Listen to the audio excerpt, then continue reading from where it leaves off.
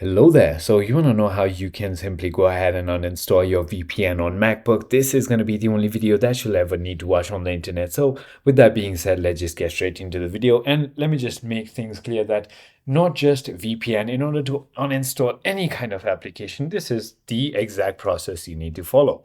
So all you need to do is just go ahead and open your Finder and click on applications. Simply go ahead and look for your VPN that you're trying to delete.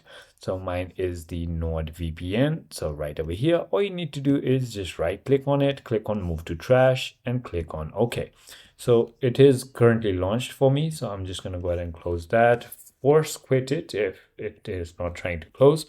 And then now do the same thing again, move to trash, and then it's going to ask you for the password. Simply go ahead and enter your password of your MacBook